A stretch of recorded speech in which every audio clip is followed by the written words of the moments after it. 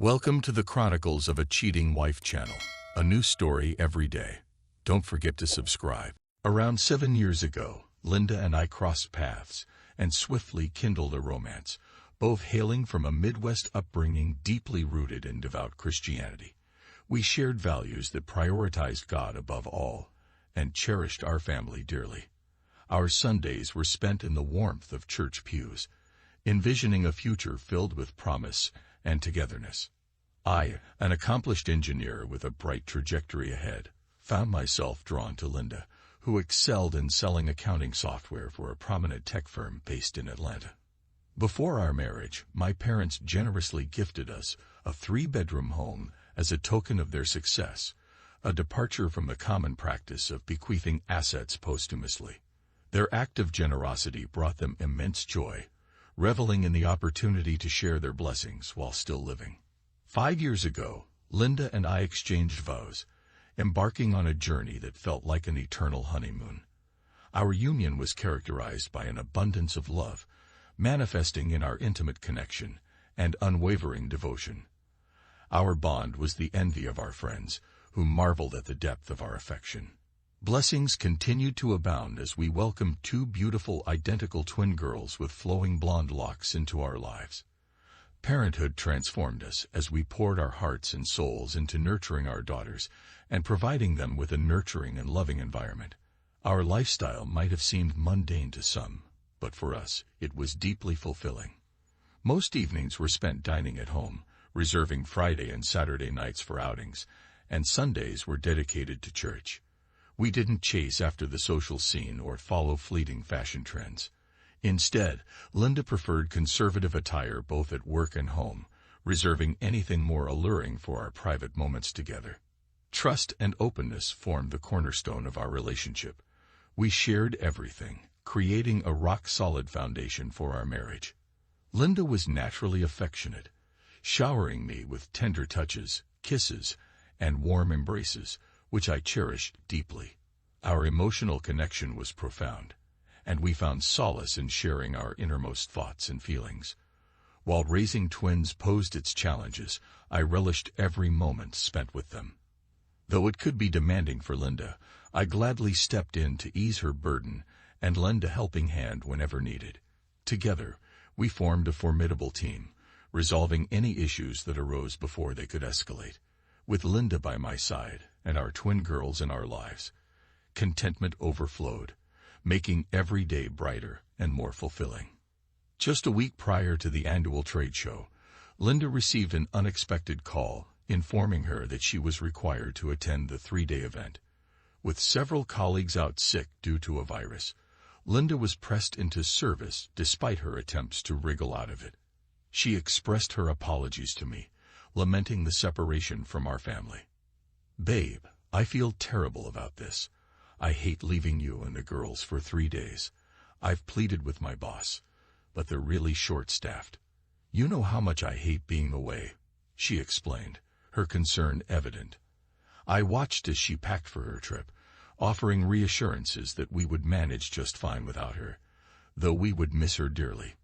With a heavy heart, I helped her with her luggage, seeing her off as she departed in the company's hired limo bound for the airport. Ours was a marriage built on trust and transparency. I never had reason to doubt Linda's fidelity. She was the epitome of a devoted spouse.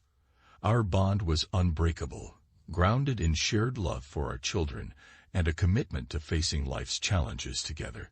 So when I received an unexpected text from my colleague and friend, Ben, during the second night of the trade show, it shook me to the core. He was attending a cybersecurity event in Atlanta at the time. "Hey John, how's your weekend going, buddy? I'm enjoying some quality time with my girls. Linda's away at a trade show, so it's just me and the kids.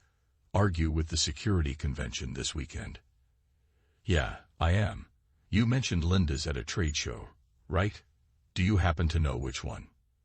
"Yeah, she's in Atlanta this week, but I'm not exactly sure of the name. Her company's showcasing their products at the convention center. Why do you ask?" "Well, I'm at dinner with my group and are you sitting down?" "Yeah, I am. What's going on, Ben?" Suddenly, my phone buzzed with 2 photos and a video, and I found myself rooted to my seat in disbelief. The first photo depicted Linda in an outfit I'd never seen her wear before, the shortest dress, paired with heels she rarely wore. Her hair and makeup were immaculate, and she looked breathtakingly beautiful. Initially, I thought it must be a doppelganger. There was no way it could be Linda. I chuckled to myself, wishing she would dress like that sometimes, but quickly dismissed the notion. My laughter ceased when the next photo arrived. A close-up of Linda seated intimately next to Leonard, one of her supervisors. My heart sank, and I couldn't tear my eyes away from the image. I desperately tried to find a rational explanation, but my hope waned as another close-up of Linda smiling at Leonard arrived. My heart shattered into a million pieces, but I clung to the faint hope of a reasonable explanation until another text came through a few minutes later. The video shattered my world into a million pieces. Seeing my wife, Linda, locked in an intimate embrace with Leonard, his hand on her breast, was like a punch to the gut. Tears streamed down my face, my heart raced, and a wave of sickness washed over me. As I tried to process the unimaginable betrayal, another text message arrived. "Dude, are you okay? What should I do?" Ben's concern echoed through the screen. "Can you still see her?" I asked, my voice strained. "Yes, I can," he replied. "I'm going to call her right now and just check in," I said, my hands trembling as I dialed Linda's number. The phone rang several times before diverting to voicemail. I left a composed message, masking the turmoil inside, and hung up. Next, I called Ben. "I just tried calling her." "What did she do?" "John, I'm so sorry about this." She took the phone out of her purse, glanced at the caller ID, and then put it back in. "I can't believe it's her, man. I've never seen her act like this or dress like that. I mean, I never realized how stunning your wife is. I'm sorry. I didn't mean it like that." "It's all right, Ben. Thanks for being honest and not keeping this from me. You're a good friend," I assured him, struggling to keep my voice steady. "I'll handle things from here. Please try not to let her see you, if possible. Let me know if anything else happens, but don't risk your safety. I'll take it from here, my friend. Are you going to be okay?" Ben's voice was filled with concern. "No, I'm far from okay, but I know what I have to do. I'll take care of it. I'm still in shock, and it's going to take me some time to process everything. But I'll get there. Thanks again for being there for me." "You're welcome. I love you, man. I'm here for you. Take care, Ben. Thanks again." I poured myself a stiff drink and sank into the darkness of the living room, grappling with the sudden collapse of my world in less than 20 minutes. I had been utterly clueless about any issues in our relationship. How long had this been going on? Had I been so oblivious that I failed to notice any signs? No, Linda had never given me any reason to doubt her.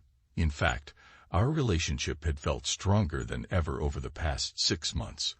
Our intimacy had deepened, and our bond had grown stronger. None of this made any sense, and I struggled to comprehend it all. Over the next hour, Ben sent a few more photos and videos. Each one felt like a dagger to my heart. There was a video of them dancing intimately, his hand lingering on her backside.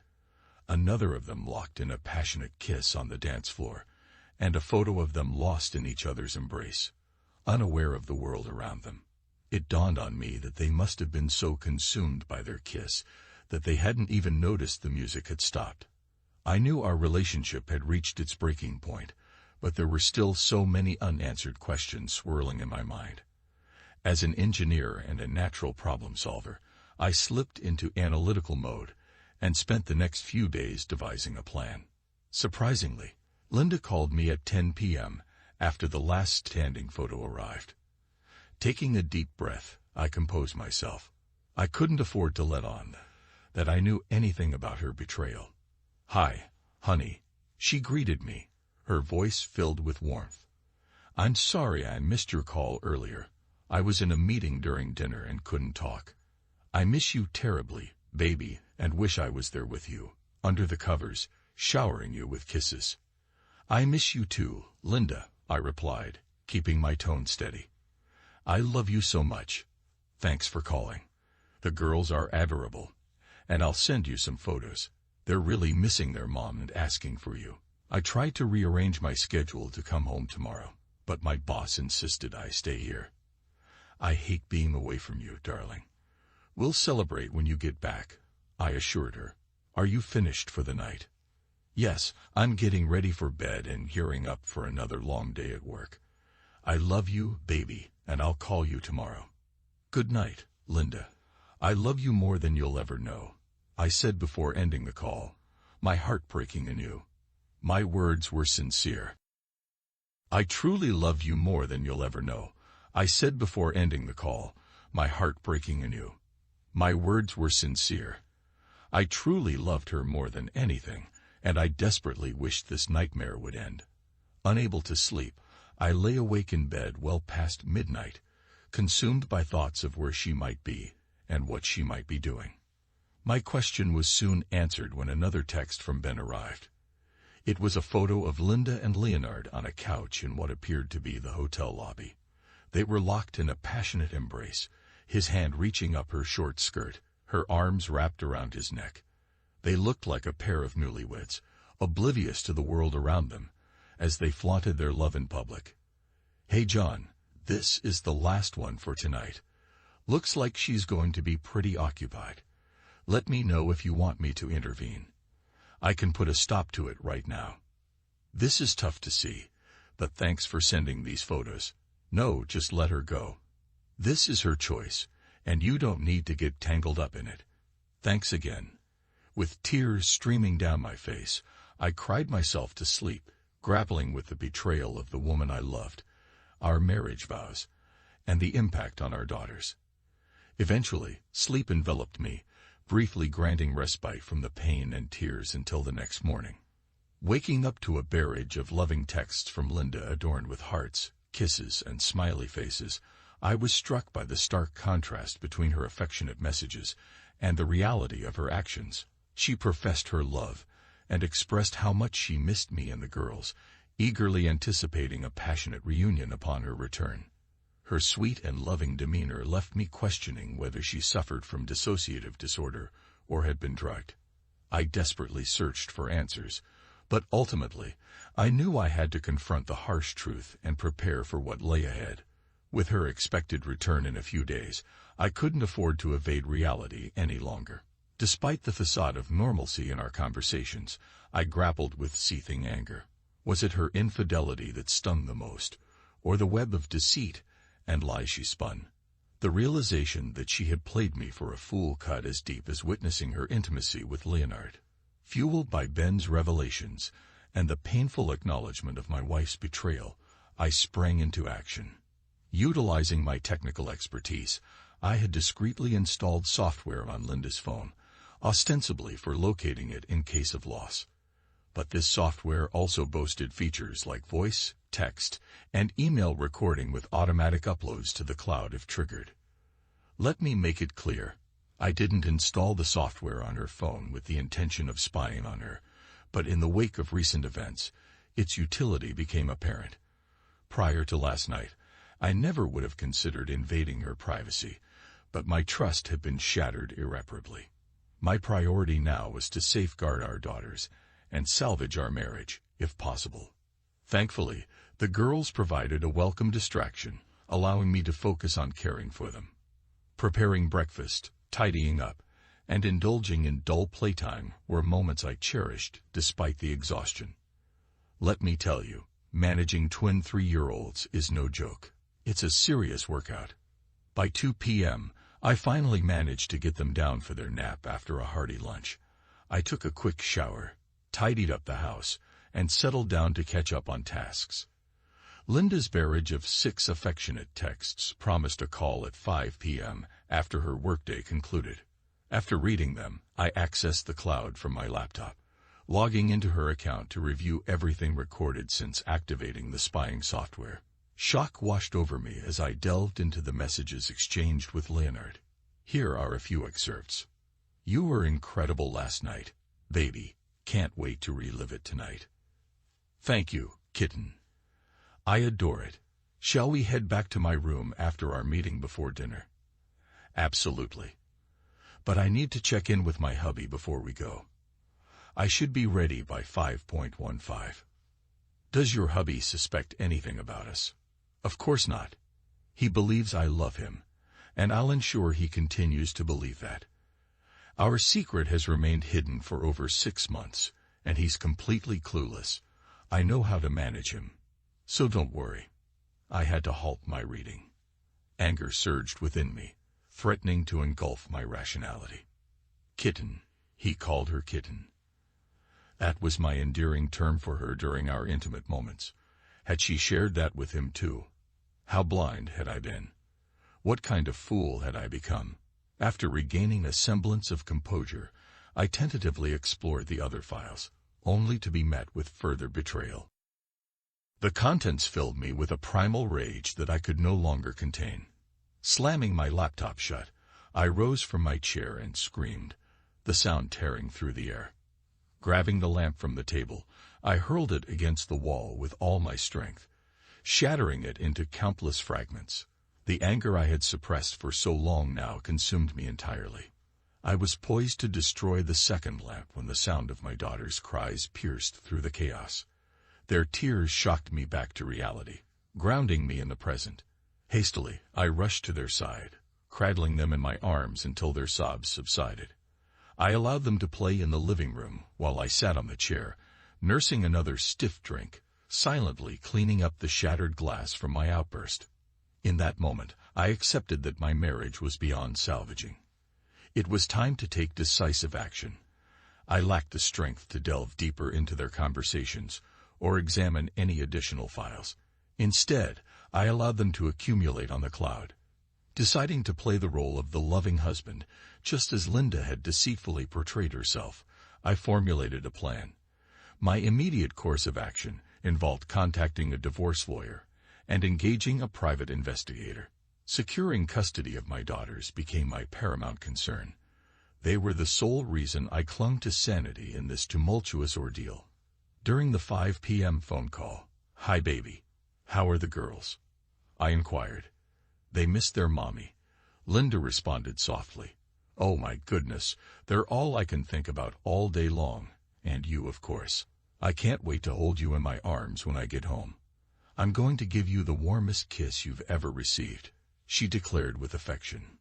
Playing along, I replied, "Oh baby, I've been thinking about you all day and can't wait to hug my loving wife." "Soon, baby, we'll be together again," she reassured me.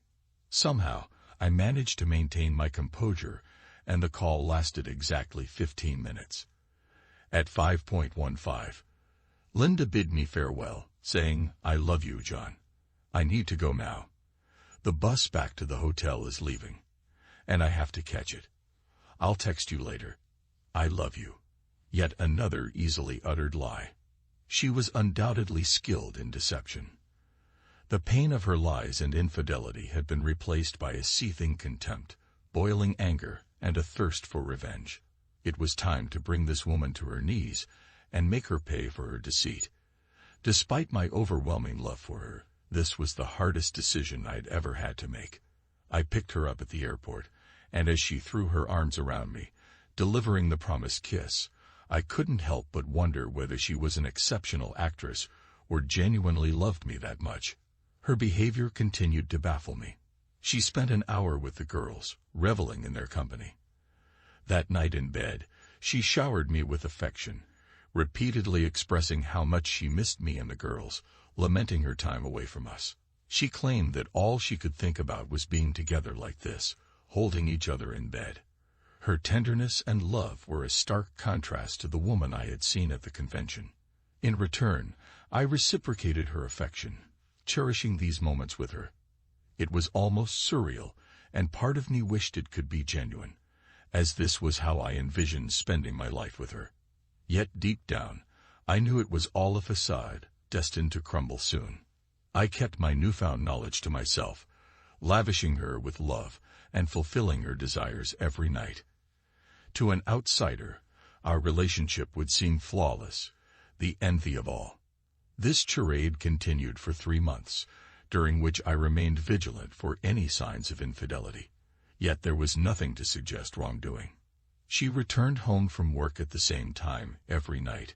No suspicious phone calls or texts. At times I even entertained the thought that perhaps I had been mistaken, and everything would eventually work out.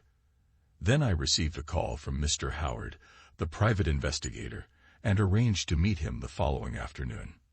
Driving downtown to their office, I was ushered into their conference room. "Good afternoon, John. It's good to see you again," Mr. Howard greeted me. "Likewise, Mr. Howard," I replied, steeling myself for what was to come.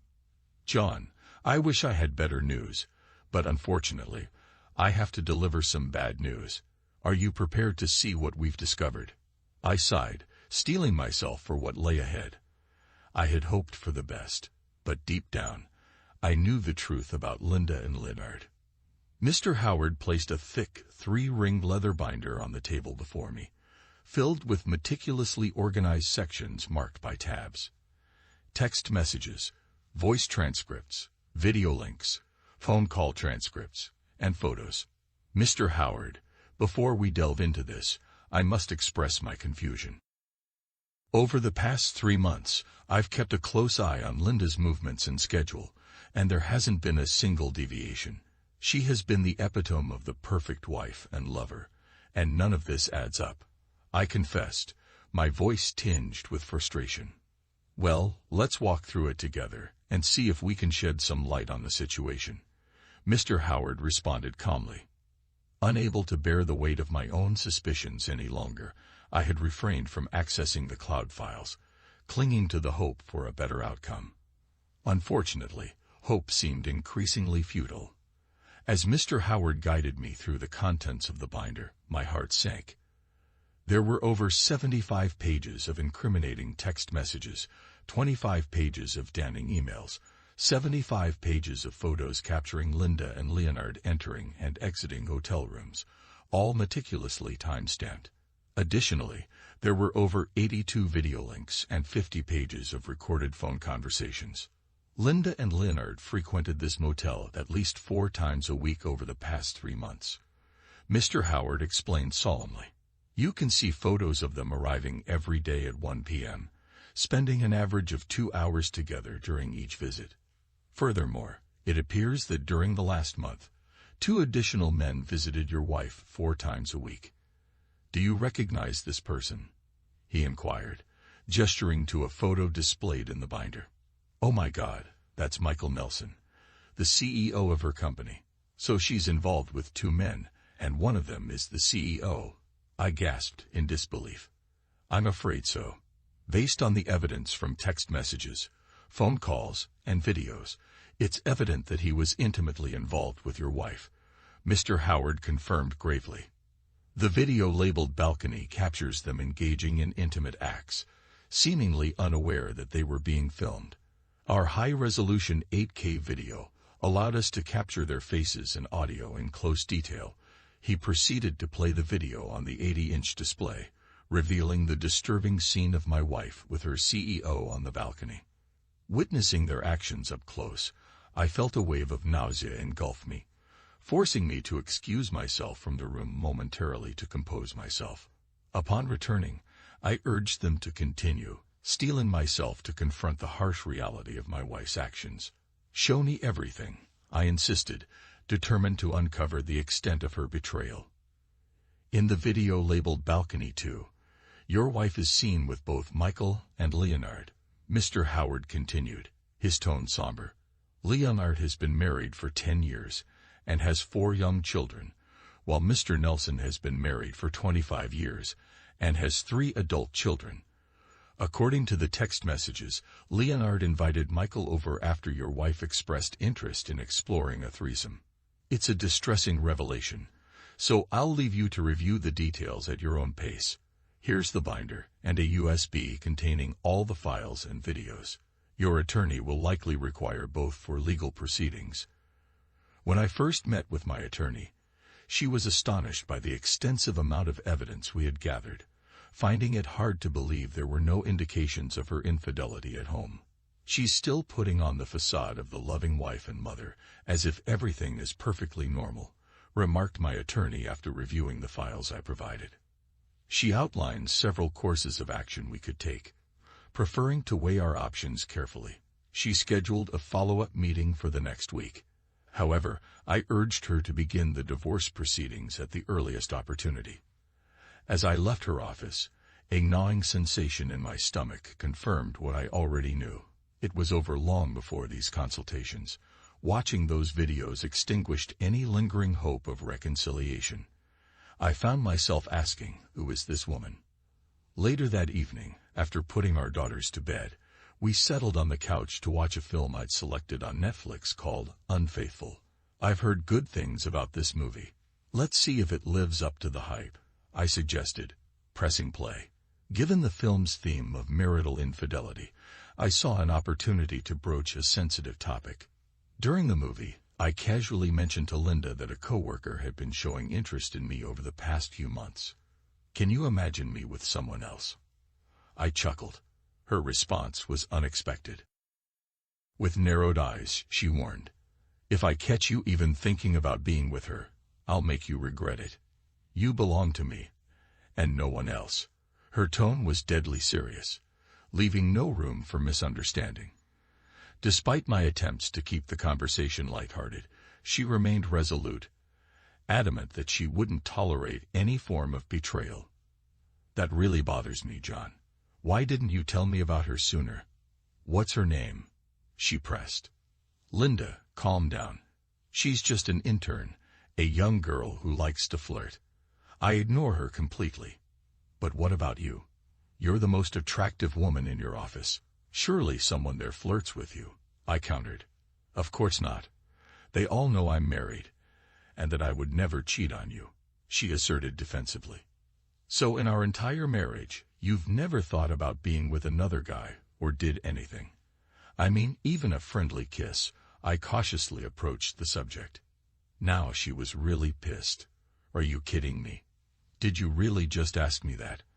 I constantly tell you how much I love you. I'm always with you, and I can never think of being with another man." "You're an ass. I can't believe you asked me that," she retorted, her anger palpable. I apologized and agreed with her, attempting to diffuse the tension as we continued to watch the movie. I couldn't help but marvel at her acting skills. She was so convincing that for a moment, even I doubted myself. No wonder she excelled in her job, I mused silently. As things settled down, she snuggled back into my shoulder, and I seized the moment. I retrieved my phone, opened my text application, and selected the photo of Linda and Leonard hissing on the dance floor with his hand on her ass. I was engrossed in it when she noticed my distraction. "What are you doing, John? Why aren't you watching the movie?" she asked, her voice tinged with suspicion. "Because what I'm looking at is more realistic," I replied cryptically. "What are you talking about?" she inquired, her curiosity piqued. I muted the movie and showed her the photo. She froze, attempting to formulate a response, but no words came out. I continued to gaze at the photo, breaking the tense silence. "Wow, what a kiss you're giving, Leonard. I can explain. Where did you get that photo?" she stammered, her composure slipping. "When you were at dinner with your friend, Ben Brown, he was at the same restaurant and saw you with that guy. He texted me to confirm if it was really you or a perfect look-alike. Well, it was you, and he sent this over. Also, I must say you look very attractive in that dress. I've never seen you in a dress so short or revealing. I guess you wanted to impress your friend, but go ahead. Explain," I said, placing the phone back on my lap. "Baby, we had one dance, and he had been drinking. When the song ended, he grabbed me and kissed me. What you don't see is right after that. I slapped him and made quite a scene. I would never let that happen. I did buy that dress for the business dinner, but I didn't realize how revealing it was until now.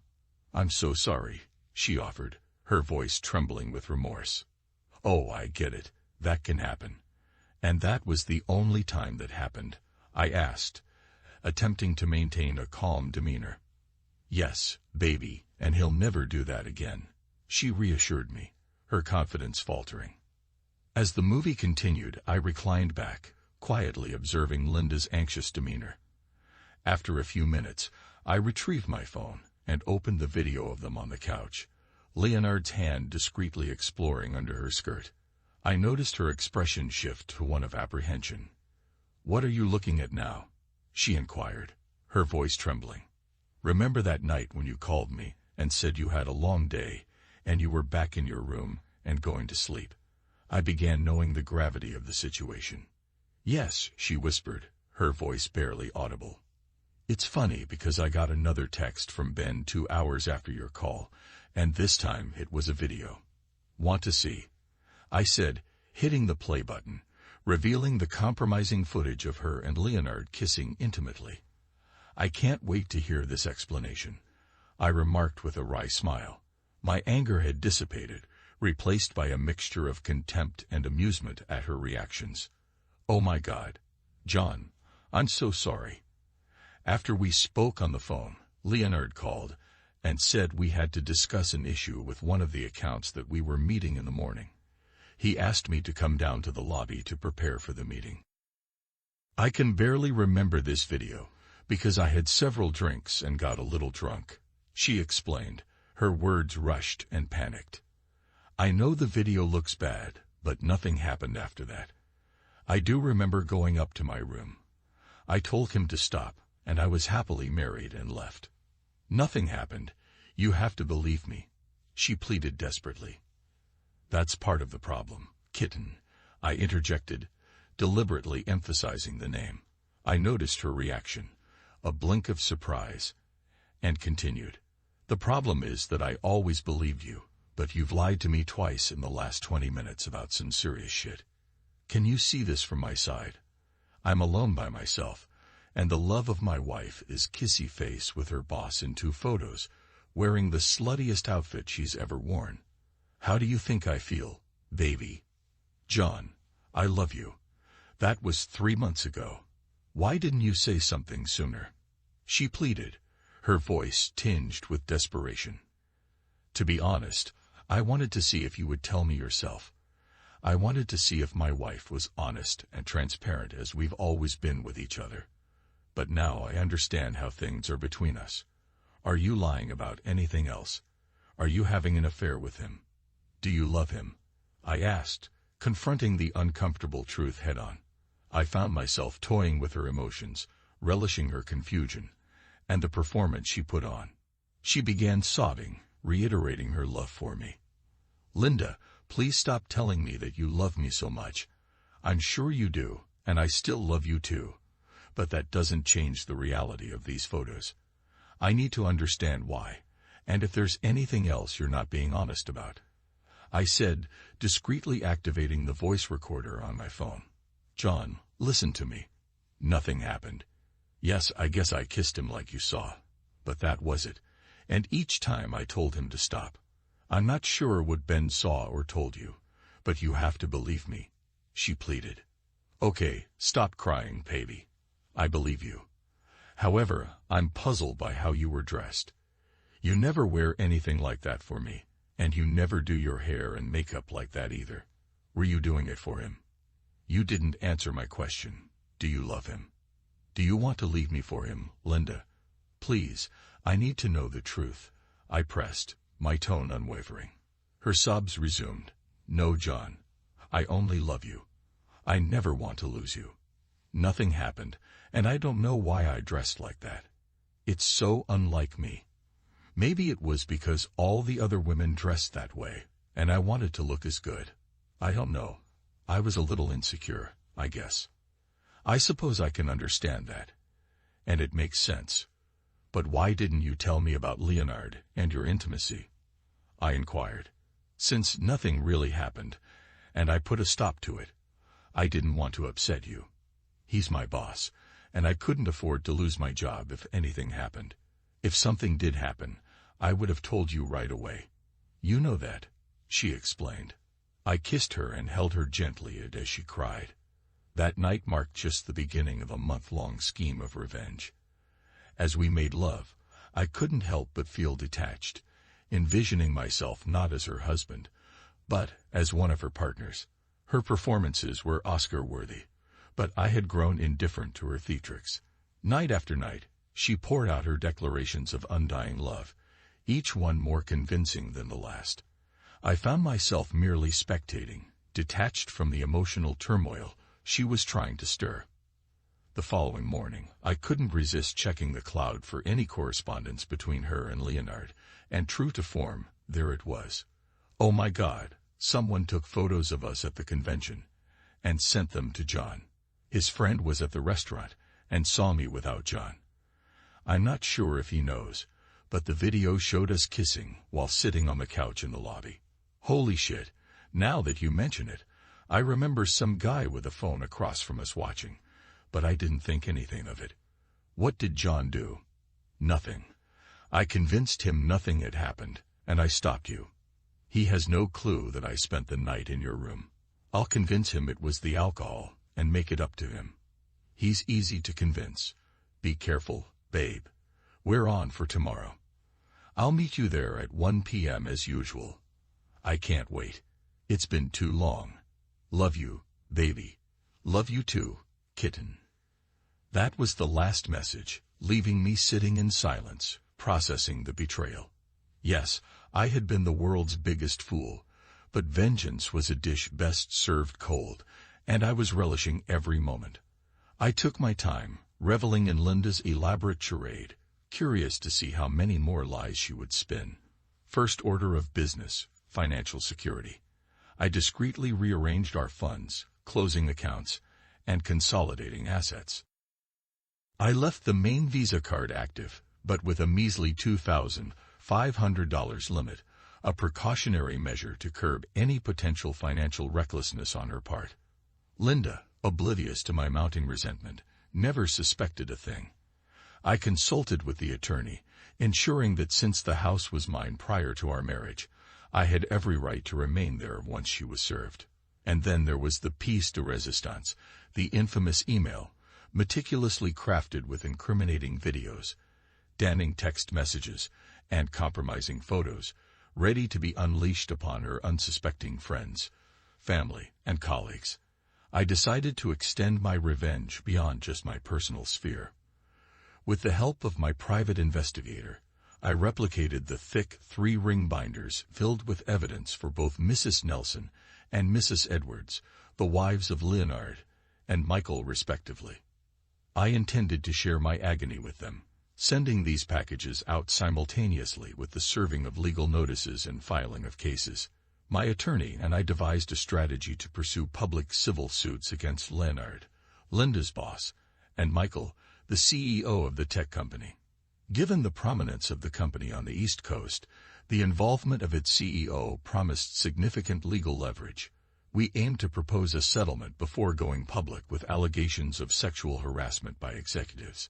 In parallel, we collaborated with child services attorneys to secure full custody of our children, meticulously preparing the required paperwork and compiling a comprehensive investigation binder.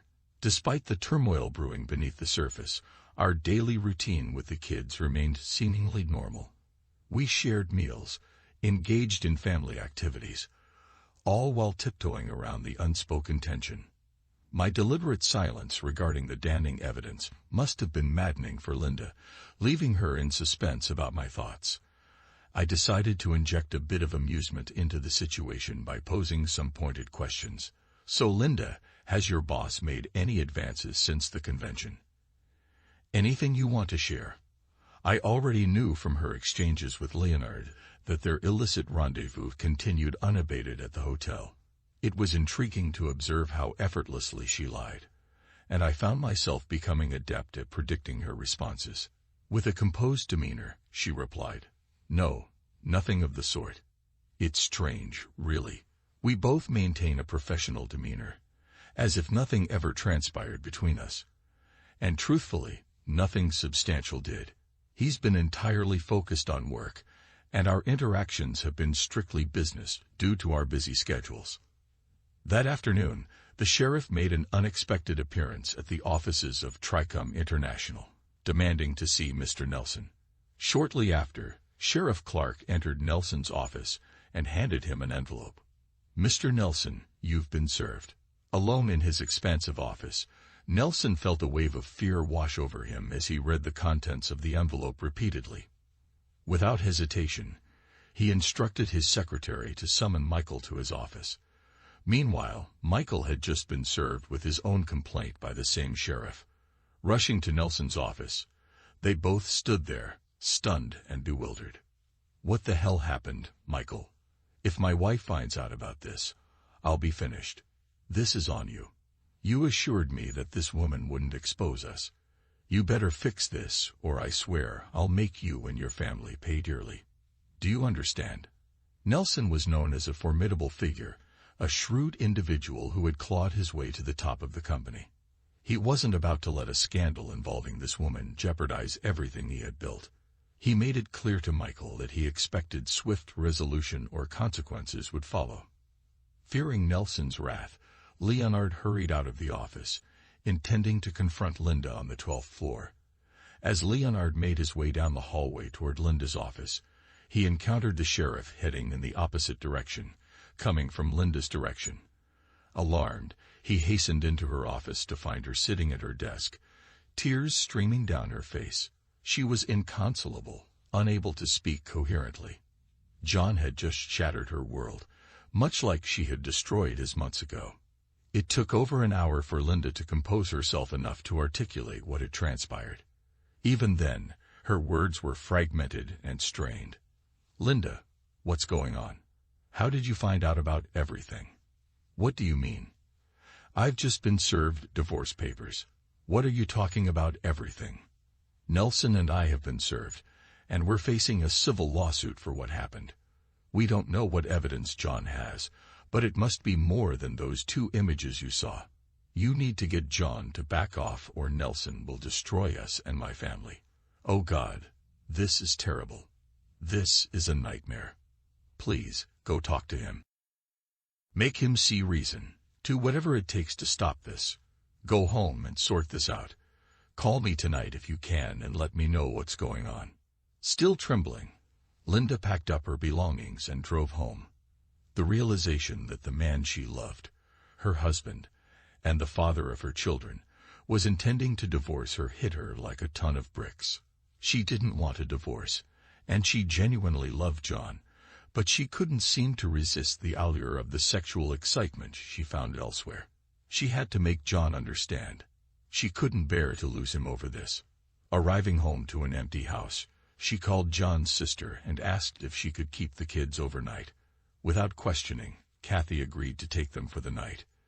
Linda took a shower, freshened up her hair and makeup, and waited anxiously for John to return from work.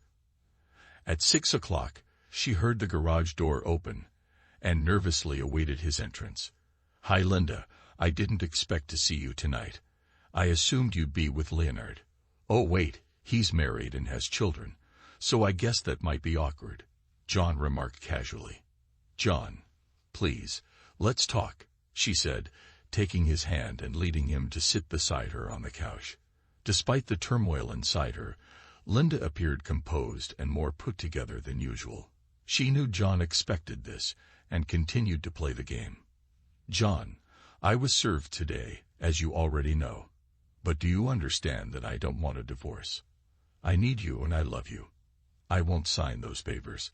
Leonard means nothing to me. Yes, we were together, but it wasn't love. I needed it, and I'm so sorry. I'll never do it again. I promise." "Oh, you promise? I guess I can trust you now. So yes, I'll just forget everything, and we can go back to normal," I said with a loving smile. Linda grabbed me and kissed me passionately. "Thank you, baby. I love you so much. I'm glad you forgive me and understand. I'll never lie to you again." Her response caught me off guard. I was certain she sensed my sarcasm. I recoiled and pushed her away. "You're out of your mind, woman. I can never trust you again. After all your lies and deceit, I have nothing left. I gave you so many chances, but you kept lying, deceiving me, and ruining our lives. I know everything, your daily lunch meetings at the hotel with your bosses. Did you really think I would take you back after what you've been doing? Have you even thought about the damage you're doing to the girls? There's no way I can overlook this. But you have to. And why are you going after Nelson and Leonard? Well, your buddies are also the manager and CEO of a multi-billion-dollar company. After I dump your ass, I'll need money to support the girls properly. And since they are partly responsible for destroying our marriage and my life, I am going to bring them down as well. I intend to destroy their family, hurt them financially, and ruin them. Linda had never heard me talk this way, and she'd never seen me so angry and focused. The seriousness of the situation finally hit her, and she realized that she no longer had control of the situation or her husband. All she could do now was beg. So, with tears streaming down her face and on her knees, she clutched my legs and begged for forgiveness. Despite feeling sorry for her, my rage overcame any sense of weakness, and I lifted her back to the couch. In a soothing voice, I spoke to Linda as if she were a child. Listen to me, Linda. You need to pack a bag and go to your mom's house for a few nights. Get an attorney, and then we can set up a meeting to discuss things. In the meantime, a word to the wise, I suggest you stay clear of Michael and Leonard. Things are about to get ugly.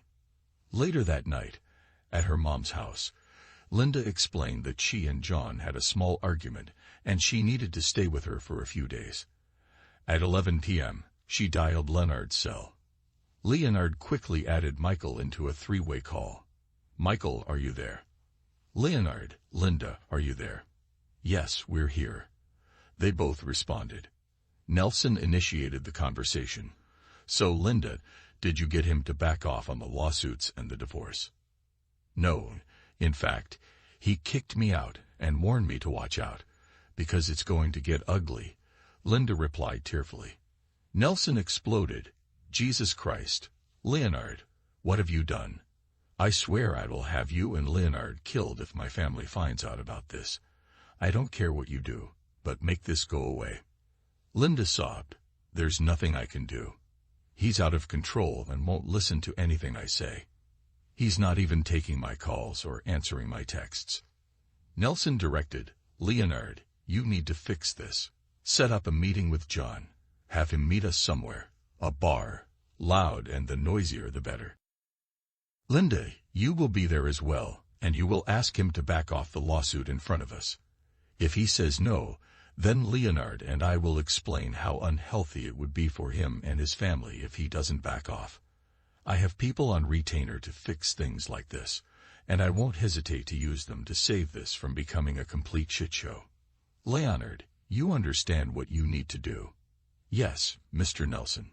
Linda, you know what you have to do, right? Yes, Mr. Nelson. Get it done, and make it happen tomorrow afternoon. We don't have any time to waste. Get a meet tomorrow. Nelson abruptly ended the call.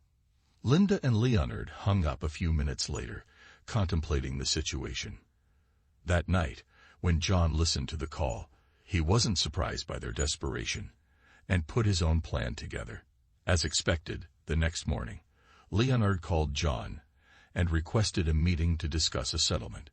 He suggested meeting at the Yard House at 6 p.m. that evening. John agreed and was at his private investigator's office at 4 p.m., getting wired up for the meeting with Leonard. They were using the latest technology with noise-canceling technology to focus on voice frequency to get clear audio, even in a noisy setting. The PI would also be there to film the meeting as a backup to the event. John walked in at 6:15, purposely keeping them waiting and giving his private investigator time to set up the video camera discreetly. Spotting Linda among them, he strode over to the group. Linda, surprised to see you here with your partners in crime. I guess that clarifies where your loyalties lie. Gentlemen, what's the agenda? Why the rendezvous? Nelson stepped forward. John, I'm Michael Nelson, and I initiated this meeting. Ah, so you're Nelson. You look quite different in person. Those videos really don't capture your essence. Can't say it's a pleasure to meet you, John retorted. Understandable given the circumstances. This is Leonard Edwards, Nelson introduced. Ah, Leonard, the man who had an affair with my unfaithful wife and shattered my marriage. Can't say it's a pleasure to meet you either, John replied sharply. Nelson continued, I don't blame you for your anger. If I were in your shoes, I'm not sure how I'd react, but we need to discuss this. Go on then. What's on your mind? John said, maintaining his composure. We're asking you to drop the lawsuits against me, Leonard, and the company, Nelson proposed. John chuckled. Is that all? No, I can't do that. Someone has to be held accountable for tearing apart the most crucial aspects of my life. Turning to Linda, he added, the woman I loved and the mother of my children. I can't fathom a future with her after what she's done. Linda began to weep, realizing the gravity of her actions. What do you want in exchange for dropping the cases and reconciling with Linda? Nelson inquired. Firstly, no amount of money could ever compensate for the betrayal I've endured. But here are my terms. I demand a $5 million settlement and a meeting with both your wives and Linda, where you confess everything you've done. If you agree to these conditions, I'll consider dropping the cases, John stated firmly. Damn it, John. I'll offer $100,000, and you must sign a non-disclosure agreement to keep this quiet. My family can't be exposed to this, and if they find out, I'll make sure you disappear. Linda provided us with all the details of your daily routine, making it easy to erase you from the picture. Let's try again, Nelson threatened in a low tone. John's smile widened as he calmly took a sip of his drink, leaving Nelson visibly shocked. Well, I could reduce the amount to $4 million, but your families must be informed of your actions, he stated firmly. Nelson was dumbfounded. John, you're sealing your own fate here. Think about it. Drop the charges and reconcile with Linda. It was just an affair. We can move past this, he pleaded. Ignoring Nelson's pleas, John swiftly retrieved his phone. With deft fingers, he sent 2 texts and then composed an email, sending it off without hesitation. In an instant, all the incriminating evidence, videos, images, texts, and messages, Anne wrote to Linda's entire circle, friends, family, and colleagues. The 2 texts John sent were directed to the couriers stationed outside Michael and Jonathan's residences, instructing them simply, deliver the package. Within moments, Mrs. Nelson and Mrs. Edwards found themselves in possession of duplicate copies of the damning evidence, a meticulously compiled binder detailing every aspect of the affair. John made sure to include a particularly damning screenshot on Nelson's folder, Michael grinning maliciously as he lay next to Linda in bed. As for Mrs. Wilkes, a snapshot of Linda, Michael, and Leonard together adorned the cover, a provocative choice that would undoubtedly make an impression. Frustrated by John's apparent indifference, Nelson exploded in anger. Hunter, for God's sake, pay attention. What's your answer? Will you drop the charges? With a steely gaze, John retorted, my response to you, Michael, Leonard, and my unfaithful wife is simple. Go to hell. As Michael and Leonard's phones began to ring incessantly with calls from their wives, a sense of panic and disbelief swept over them. Nelson's face flushed red with anger as he glared at John with intense hostility. Leonard, on the verge of tears, looked at John with a mixture of shock and bewilderment. Linda turned to John, her expression a blend of confusion and concern, seeking an explanation for the chaos unfolding. John calmly responded, his tone tinged with resolve. Just check your email in a few minutes, and it will all become clear. After Nelson's heated exchange with his wife on the phone, he jabbed his finger into John's chest, his threat dripping with malice. You're a dead man, Hunter. I'll ensure you suffer a painful demise.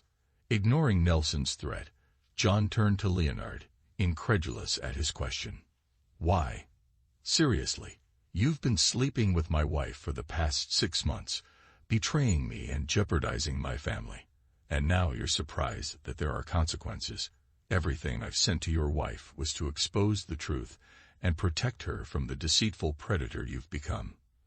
With that, John stood firm, refusing to be swayed by their pleas or threats. He had exposed their duplicity and was prepared to face whatever consequences would follow. Linda's phone erupted with calls from her relatives, each having seen the incriminating videos and photos John had distributed. With growing indignation, she denied any knowledge of what they were referring to before reluctantly opening her email to confront the truth. As she scrolled through the damning evidence, her anger flared and she fixed a furious gaze on John. "You bastard! How could you do this to me?" she seethed, her voice trembling with rage. John met her fury with a somber resolve. "You made it far too easy, babe," he replied, his tone tinged with sadness. "I did love you, but now it's over. And once I hand over this audio recording from our meeting to the authorities, my lawyer believes I'll have full custody of our daughters. You'll be fortunate if you avoid jail time." He couldn't help but add a bitter note of irony. "Sorry, kitten." "Yes, kitten, the nickname you shared with your partner in betrayal.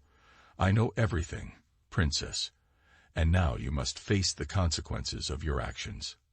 Epilogue. 6 months later. To avoid further public scrutiny, Tricom opted to settle the lawsuit with John Hunter, offering a hefty payout of $2.25 million. In the aftermath, Michael Nelson faced the consequences of his actions, stripped of his CEO title, and terminated without severance due to breaching the morality clause in his contract.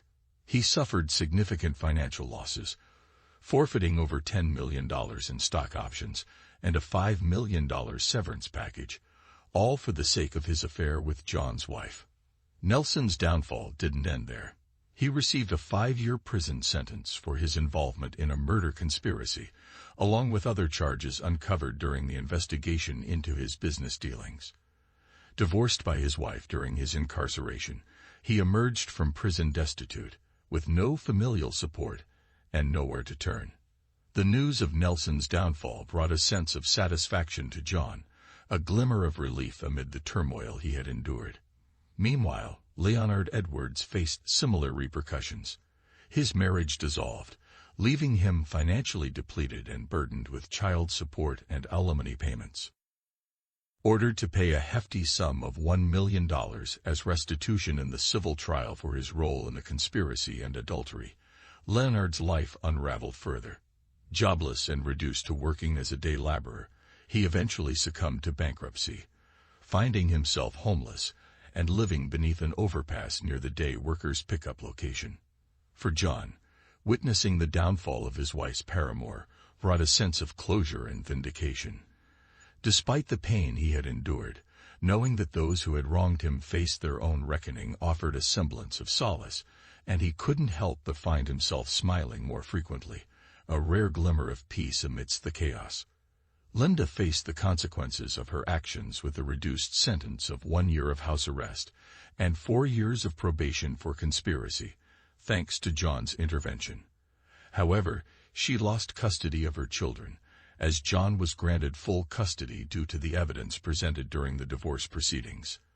With no place to live, no alimony, and no child support due to her previous earnings being on par with John's, Linda found herself in a state of despair. She retreated to her mother's basement, abandoned by her family, and stripped of her visitation rights. The email John sent, containing incriminating evidence of Linda's affair and deceitful behavior, shattered any remaining support Linda had.